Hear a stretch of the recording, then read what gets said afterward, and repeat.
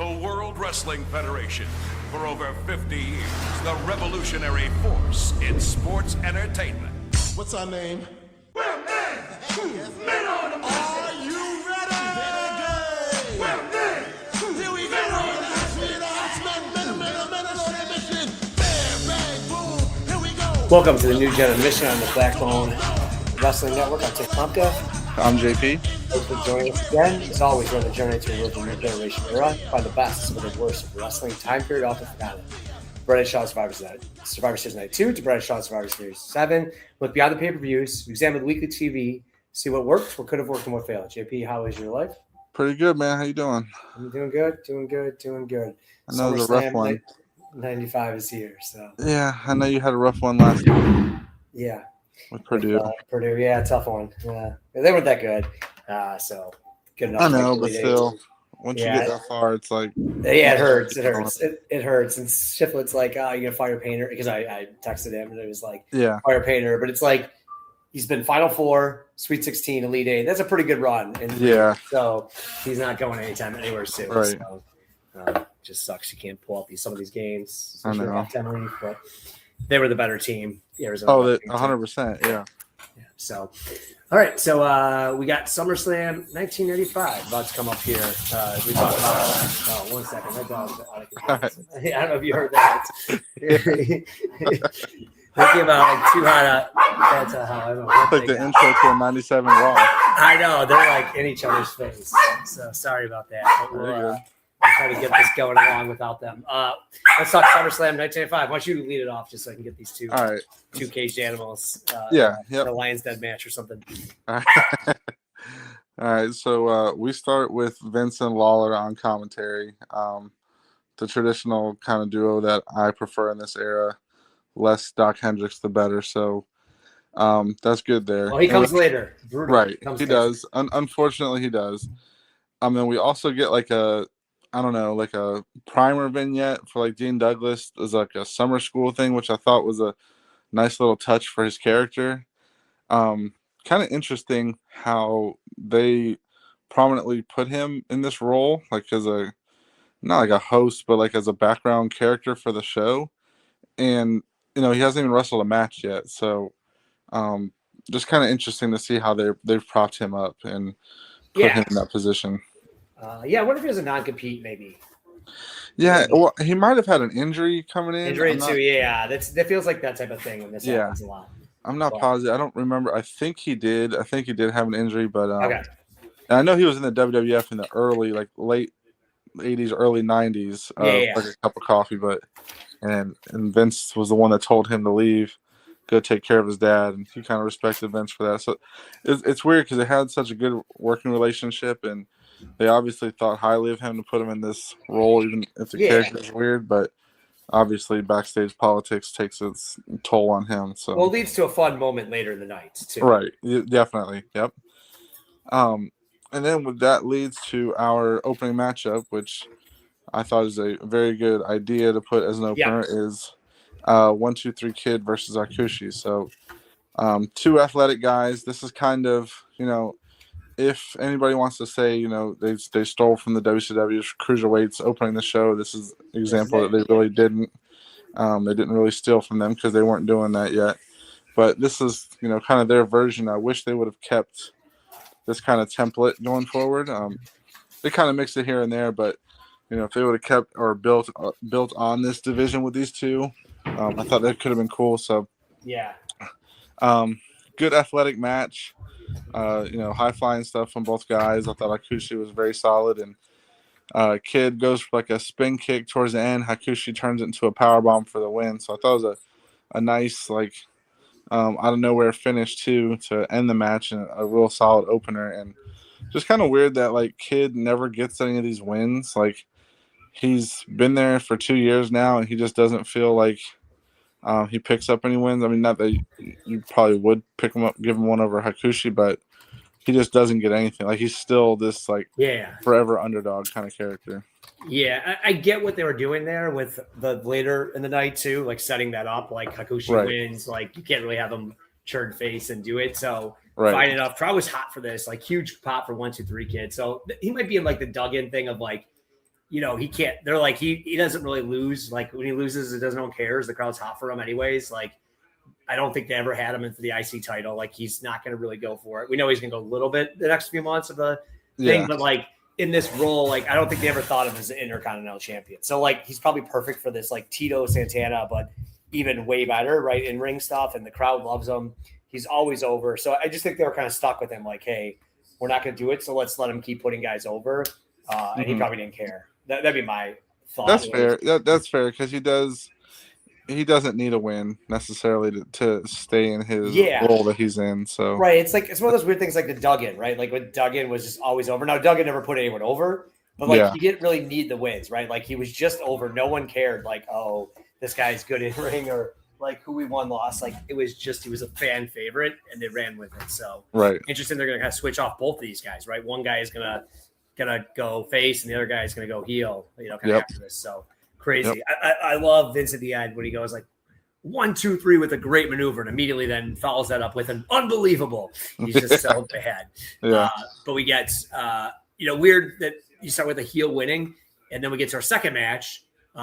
Before that, we do get a Doc Hendrick interviewing Mabel. It's kind of funny because Mabel's like ready to go. Like Mabel's like in his outfit already and like dressed up. We got 2.5 hours before his match starts. I also love that he's keeps calling Big Daddy Fool. Like that's a great moniker. I just love it. I don't know if everyone else does, but like it's one of my favorites here. So Doc's super annoying during the interview, but it's kind of weird. They're setting the title match up already. Like I wonder if they were thinking of putting it earlier in the card, which maybe it would have worked better to have that kind of match in the middle and let the ladder match end the nights. Like I think that might have been a better thing, and I wonder if that was maybe what they were thinking. Because it's just weird. He's like ready to go. And it's like no, I would have preferred that. I would have preferred that they actually did that. Yeah. Yeah. It just feels weird interview like you're setting up. Right. But we followed it up with a hot Bob Holly match, which I'm joking. But Bob Holly, Triple H, Vince already has eyes for Triple H. He's just talking about how he's undefeated and so great and wonderful and all these things. And I'm just like, if you only knew. So he's really loving Triple H. Triple H kind of a know-nothing match, but kind of interesting to get these guys on the pay-per-view. Like just guys that haven't been on a pay-per-view, I don't think yet. Or maybe a Rumble. I don't think Triple H, maybe the Rumble, but kind of interesting to see this. They're definitely building up Triple H. So, maybe there is a little bit to the curtain call stuff that's a little bit more painful because like he wins clean here. Pedigree's put over, like he's clearly booked as a side. They're talking about him being undefeated. So he definitely looks like he's a star on the rise, but slowly, like it's a slow burn compared to some other guys, but fine enough win, nothing match. But again, back-to-back heels winning. Kind of this crowd is hot, and I think they really die out a couple times during this night. And this is one of the matches where it kind of really deflates down. Well, it's a weird SummerSlam matchup. No feud. Right, there's no feud. It's a cold match. It's usually the babyface wins in those kind of matches to get some kind of crowd reaction, like you were saying. But they do put over the Pedigree pretty heavy too. Like they speak about his finisher, and then it kind of just feels like Bulldog arriving to the arena is the actual story. This is a backdrop for that. So like Bulldog shows up and they're questioning him, about the heel turn and everything. So that's just kind of what it feels like. But usually like when this is other pay-per-views, like I was just listening to WrestleMania 6 review, like Demolition wins, and then you follow it up with like the enhancement match, right? Like it's always after like a big thing, so the crowd's still kind of hot for it. Yep. But it's like weird, like Hakushi wins, the crowd didn't care for that, and it's like now you have back to back. It's just a very weird setup. So it's not like they're fully invested in the heel Triple H right now. No, no one cares. Yeah, he's nobody. Yeah, and then speaking of two entities that nobody cares about. This is brutal. I did not realize that this match was on this pay-per-view. Had no recollection of it at all. Don't know why it's on there, but Smoking Guns versus the Blue Brothers. My notes are just real on pay-per-view. Really, like I don't see how that. Like this is a Superstars match if there ever was one. Smoking Guns win in a non very enthusiastic match. Smoking Guns have been here since like late 92-ish, I think. I think they've been around. Yeah, somewhere. Yes, definitely 93. Right. So and they're just not clicking at all. Same with, the Blues Brothers haven't been in it long, but they're just not worth getting invested into either. They suck. They're just big, and got a decent look, I guess, is what they're known for. But the Blue Brothers have been around actually longer than the Smoking Guns have. Like, I was watching, I don't know if it was early '90s Memphis or Portland or something. Like, in other events. I was like, they did the WWE. But it was like 1990 or 1989. I was watching, and they were there. So I'm like, these guys have been around way too long to suck this bad. I'll say they have no talent. Yeah, and I don't know. It just this kind of pairing sucks because the Guns don't really have anything going for them. I guess it's to pop the crowd a little bit, giving them the win, but it doesn't really lead to anything. So, or at the moment at least. So, this just didn't do anything for me. Yeah, it seems like they're trying to just get like some guys on the card, which is fine. It's just weird setup, and the Guns get a little pop when they win, but nothing right. Then we go to there's also like my version, like a jump cut to the middle of the Smoking Gun. So we missed something, probably Barry Dudinsky perching. And then Vince starts it off by saying this should be an extraordinary matchup, which we know is that. And then I would only admit it's pretty funny because Vince clearly doesn't know who is who on either team. And he keeps saying this is tag team wrestling. It's so funny. Right. But he doesn't know either guy on either team. Right, he doesn't. Yeah, he doesn't even know the Bart and Billy. It's very funny. So we get Skip and Barry Horowitz. They do the little bit of background on this match. They're kind of setting it up. Crowd's definitely hot for this. Barry comes out with this crazy music. I don't know how to describe it in a 2026 method, but it's outrageous that I couldn't imagine anyone coming out to this nowadays. But I love it. It's so funny. It's over the top. It's also weird where like the entranceways to the right, usually it's, especially now, the probably entranceway hasn't been to the right of the ring forever, right? We're like, so it's awkward them coming out because the camera has to like pan to the right, which is kind of weird. Just your mind for wrestling, especially the last 10 years with the trotting trot has been panned to the left. So the entranceway is kind of in a unique spot. This match is like constant. What we kind of see in the feud is like Sonny kind of gets involved a little bit. Skip does like his showboating, his push-ups, his like laughing, his like kissing to Sonny, like talking it over. Crowd was hot for the beginning, but Skip just does way too much Memphis stuff here. Lots of stalling, lots of like talking to the crowd. And I think just given what's happened so far, the crowd kind of died off for it. And I think the fact that he did so many headlocks and push-ups and stuff, the problem with it is like they already did this 10-minute match. This should have been more of a sprint. Yes. And it would have been funner. The in-ring is actually really solid. It's just, there's just a dull kind of like, waiting for like a hot in-ring. The last 2 minutes, pretty hot. Hakushi ends up coming out, walking down to the ring, which is pretty cool out of nowhere. We had talked about the action zone, how he kind of interferes there. So he does this thing where he jumps over both guys. Pretty cool. And Barry Horowitz gets the small package. And then I really wanted Jim Ross here for the Horowitz wins. Like Vince kind of doesn't do it great. Crowd's hot for it. Crowd pops for Hakushi. Skip looks like a bomb. This feels like unfair almost to what they do to him. He loses again and really looks like a loser. And Sonny's calling him a loser kind of at the end. And it's kind of a nothing match. So the ring work and the feud itself is actually pretty solid.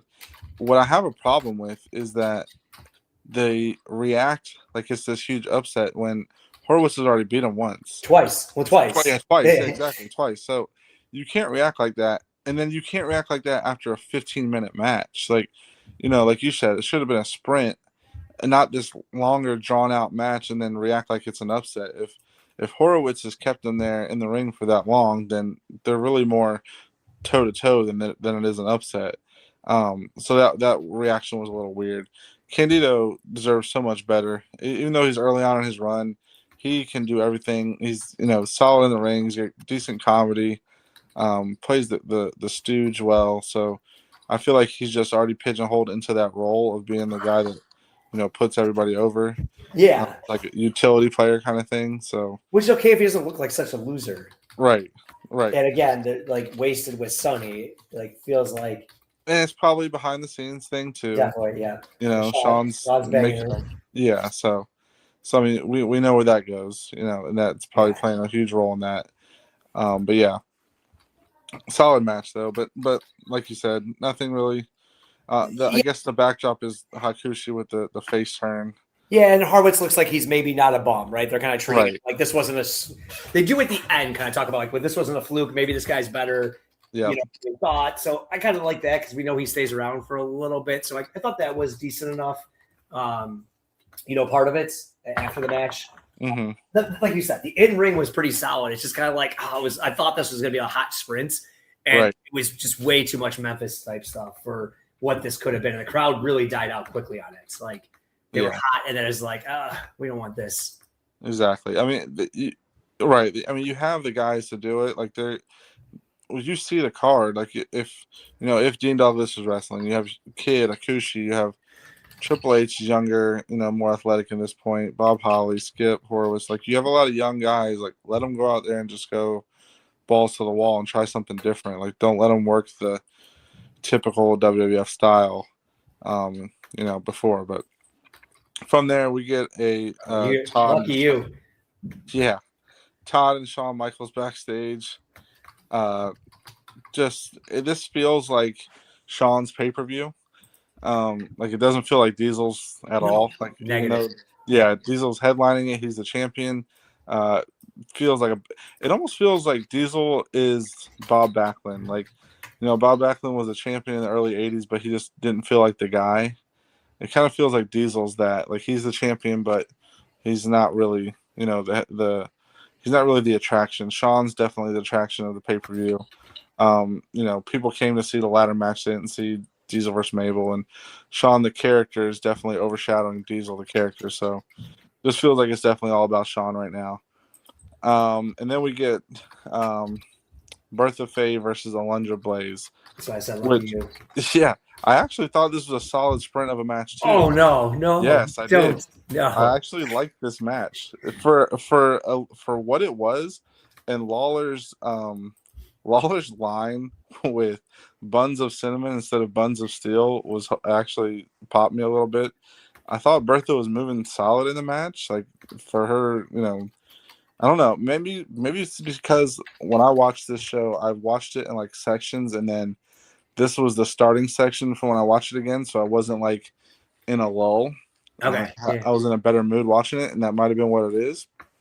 But like, I don't know. I thought they were kind of going at it a little bit, and it didn't last long, so it didn't overstay its welcome, right? Yeah.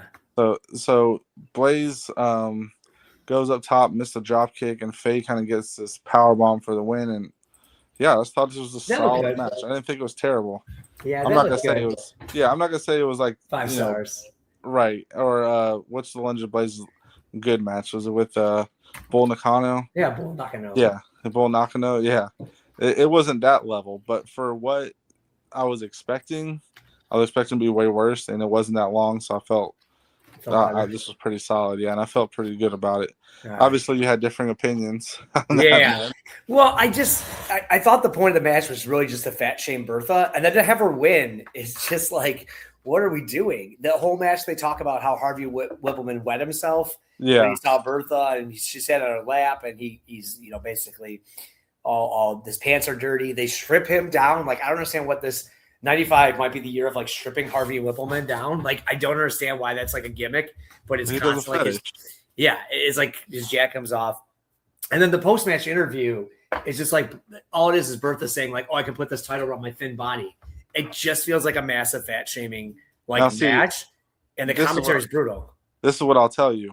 I did not listen to the commentary for this match. Okay, that's probably right. Yes, this match specifically, I had it low. I don't remember what I was doing, but I didn't listen to the commentary for this match. Okay, but that could have played a part.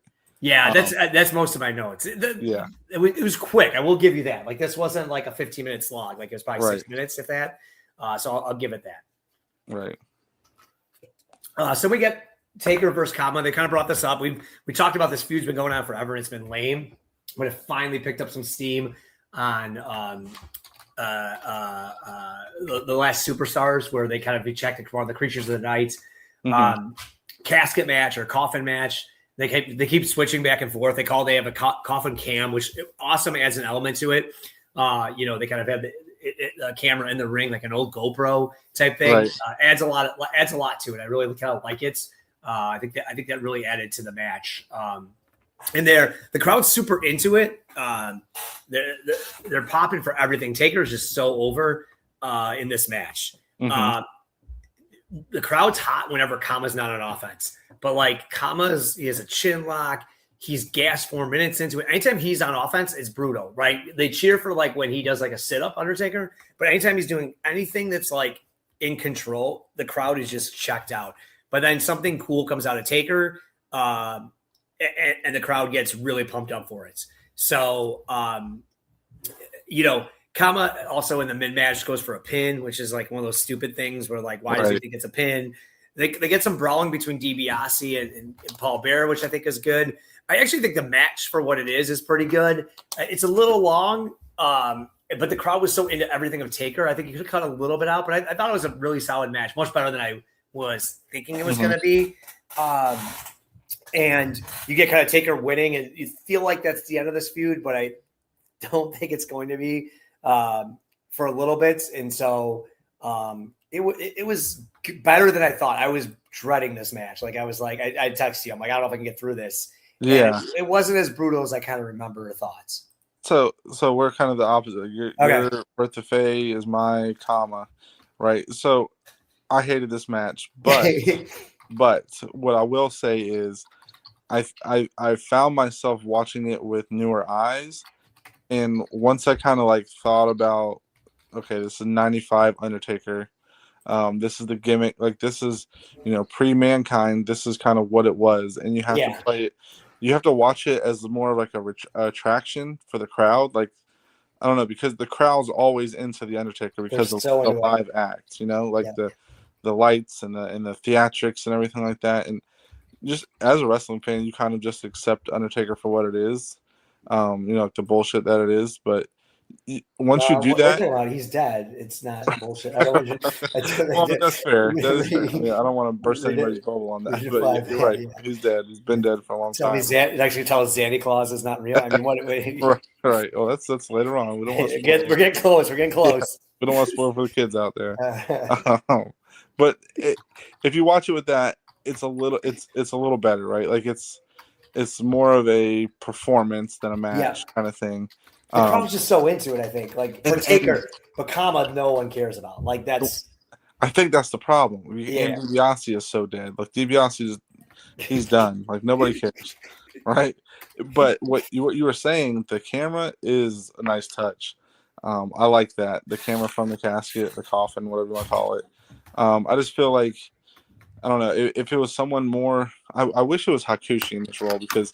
They have such an awesome match in FMW, I think it is, or Michinoku Pro, one of the two. Like where Hakushi brings out the Undertaker head like he did for Bret Hart. I could just like see that matchup and like Hakushi being the white versus the dark Undertaker. So I kind of booked myself that kind of thing happening on this. But for what it was, solid enough, but I just can't stand Kama right now. So yeah, he's brutal. Yeah. I think he's always brutal. Yeah, I don't think he's ever been good. I don't think so either. I don't think he's ever been, anything worth investing in. But yeah, then we get another guy that wasn't as brutal, I thought, but weird that this is a pay-per-view match as well, and Bret Hart versus Isaac Yankem. So this is kind of another chapter in the Bret versus Lawler feud with the whole kiss my foot. Leading to the dentist, leading to Yankem's debut here. Weird that he debuts on a pay-per-view. Like so weird.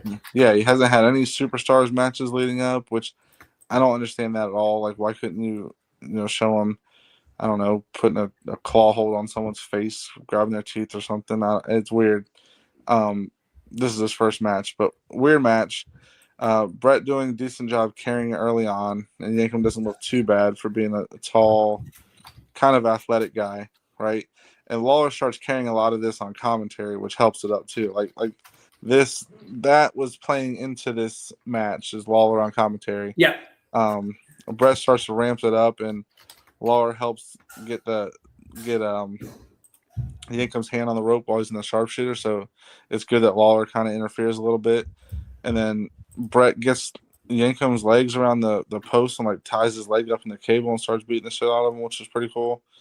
And then the ref's getting him undone, and Lawler kind of tries to interfere, and he gets punched, and Yankum comes from the top rope to the outside with an axe handle, which is pretty crazy for a guy his size. Yep. And then Lawler ends up like tangling Bret up, helping Yankum, and he finally gets DQ'd. So all the interference finally leads to a disqualification. Again, I thought this match wasn't crazy bad, which I thought it would be. It wasn't great or anything. I think it's a bad use of Bret Hart. While he's still got something in the tank to have him in there with a guy like Isaac Yankum. But to continue the Lawler storyline, I thought it made sense, but it was solid. It wasn't anything crazy good or too bad. I thought. Yeah. So. Agreed. It's similar. Lawler carried the match. He basically starts commentating and then leaves. It basically becomes a 2-on-1 the second half of the match. Right. Kane does look huge coming out, like, so that maybe they're going for that surprise of like actually seeing him, but it just feels like a waste, like, to not build him up a little bit. Even Bret before the match jokes about how he's going to fight Jerry Lawler's chiropractor next. And it's like they're literally taking this as a joke. Like, they do it. The crowd is hot for everything Lawler is in. Like, it should have been Bret Lawler. I know we've done that like 7 times, and I know they're trying to bring in Kane. I just put on my notes Kane. I didn't put Yankum in front of me. It's Kane. But and I have the same thing. Awesome fist drop from the top rope fist drop from the top rope from Kane. They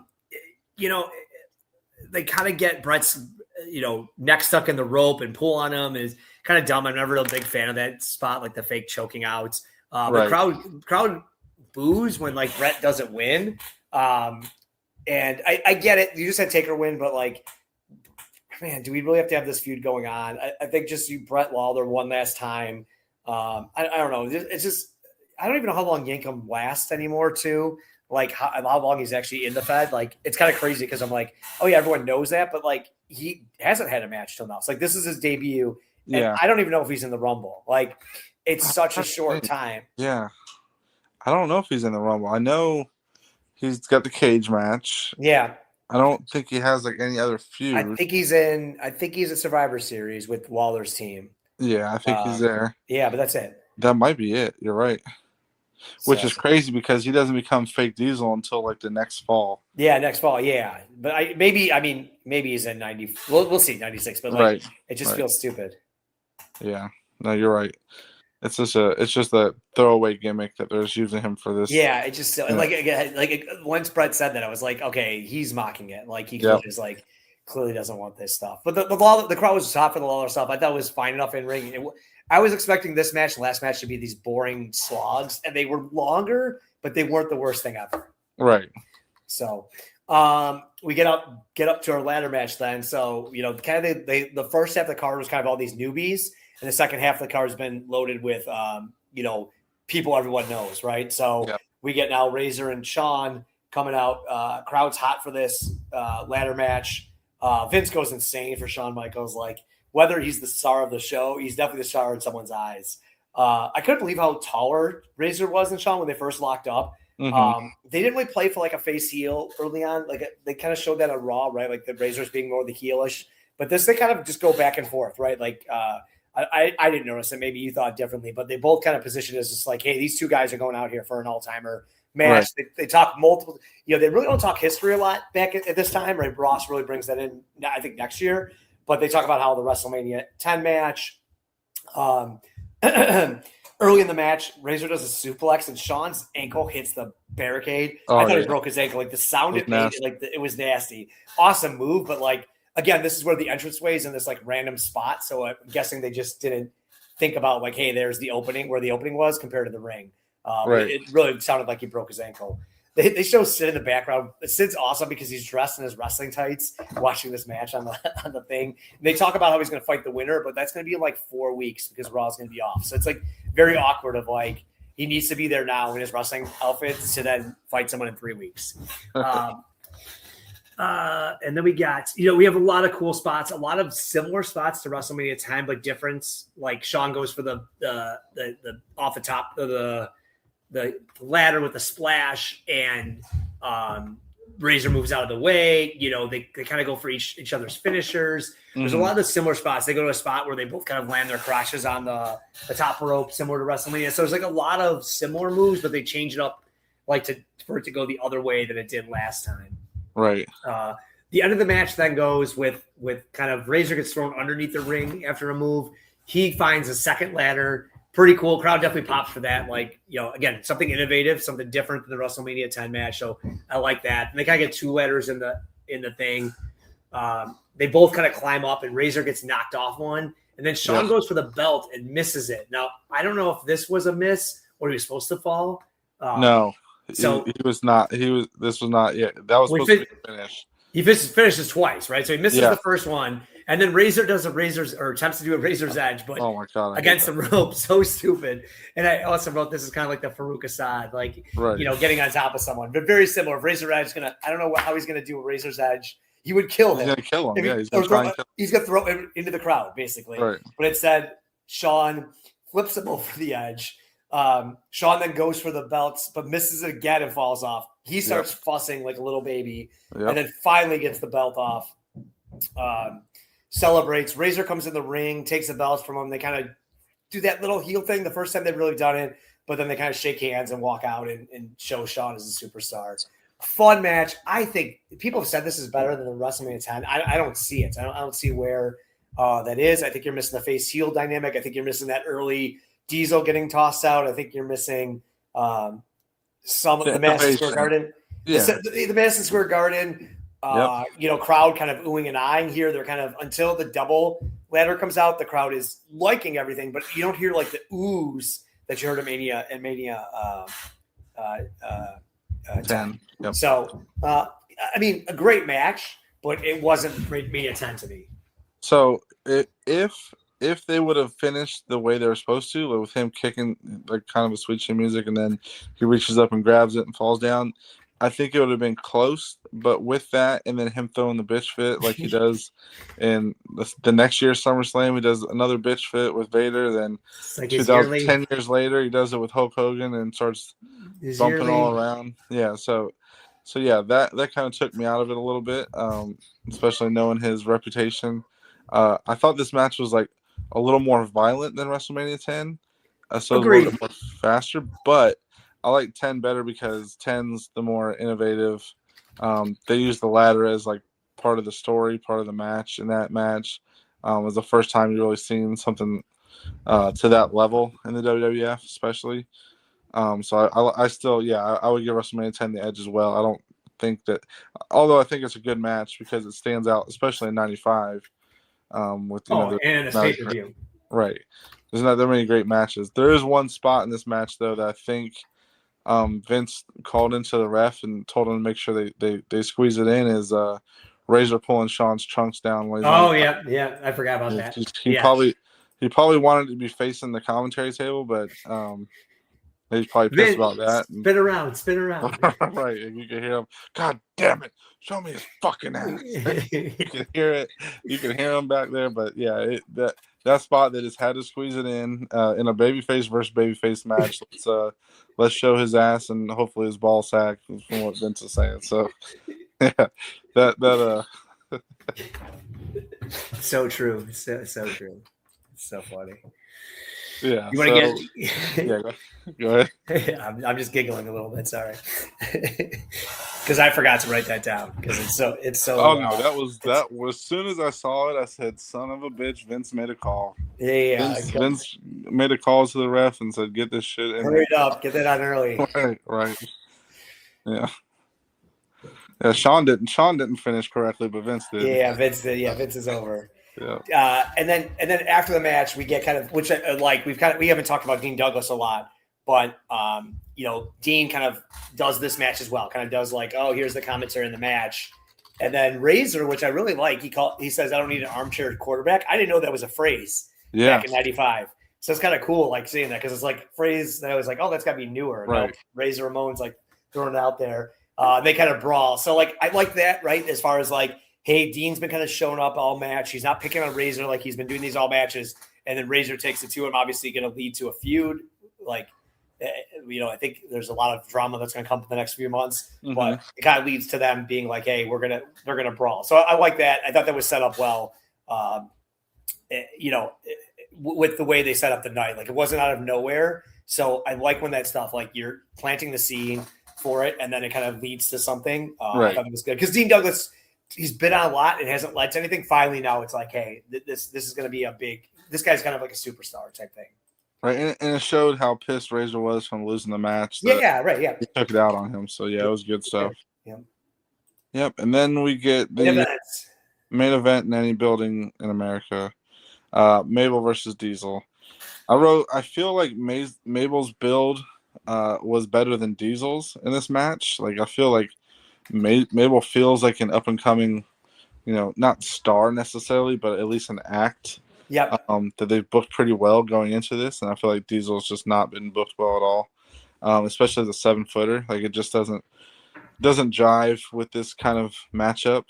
There's a lot of fighting outside to start, and I think that's by design. I think because the ladder match probably went a little bit longer, they kind of rushed into this one a little bit. So you can kind of tell it's a little rushed in the beginning. I was shocked when I looked at I just stopped the ladder match in between, and it was like there's 20 minutes left, and the ladder match still wasn't over. I'm like, ooh, right, what's going to happen here? Like, it was kind of weird. Yeah, so they kind of do their version of a sprint, even though both guys can't really do a sprint.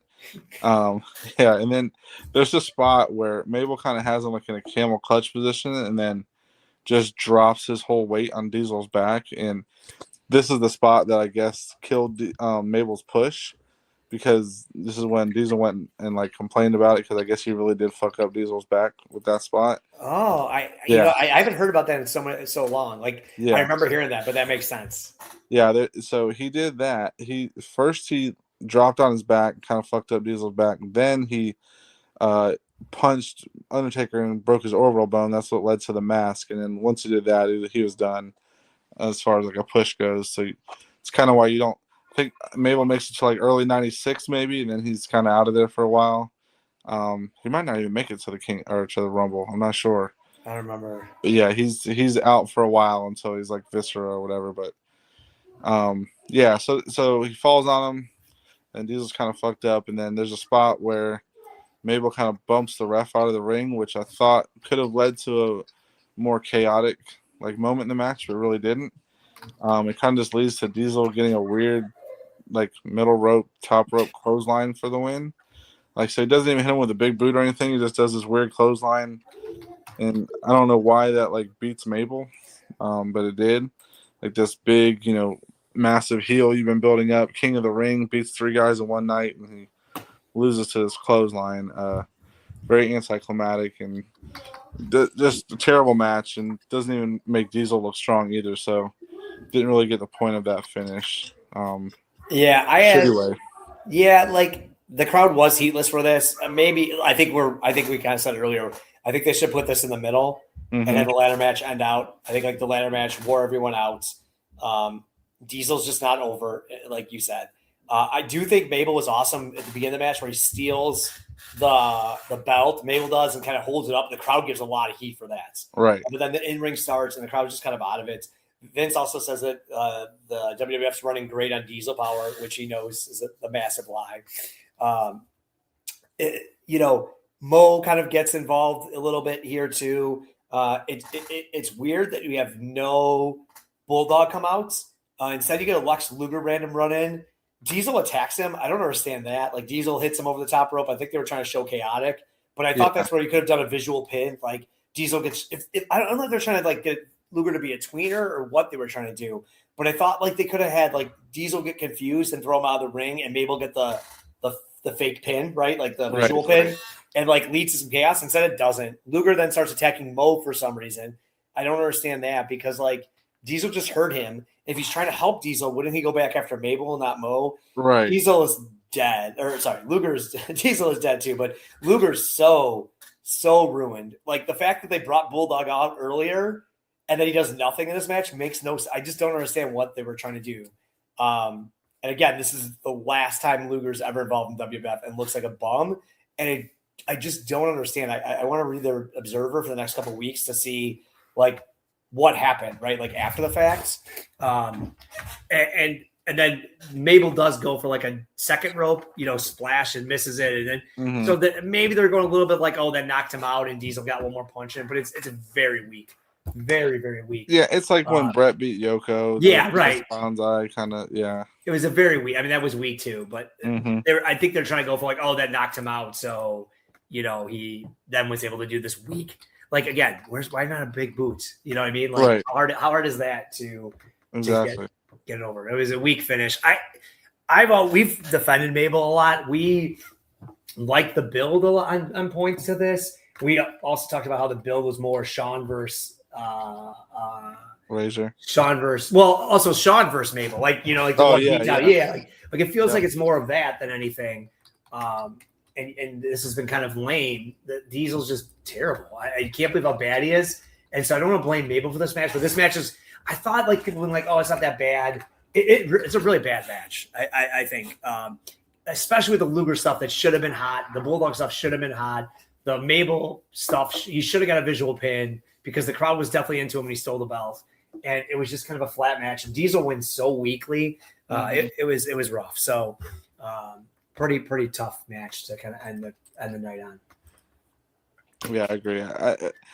Solid show overall. Not as good as I thought it was. Yeah, I would say the same. Yeah, so for some reason I thought this was like a really good show. But it was just solid. I think there's a couple, fun matches, not great matches, and then like one pretty good match. Yeah, like I always thought like it was either people like, oh, that's great pay-per-view because you got all these guys on there, and then just Mabel ruins it. And then I've heard other people saying, well, Mabel Diesel's not that bad. Like it's a pretty good match. You get the fun of Luger. And like I didn't see either of that. But it wasn't there was I think we disagree on a couple of things, but like I didn't think anything was terrible. I thought the Birth of Fame was kind of terrible, but I didn't really think that there was nothing like brutal. The Smoking Guns Blues was a little rough, but like overall there was some good action. The in-ring was very clean. I would say it was very. Everyone was doing a good job in ring. Like it was very clean. Right. Good fighting in ring. So that was pretty clean and stuff. So that made it better. So we'll move on to awards. Unless you have anything else you want to add for the pay-per-view. No, I'm good with that. All right.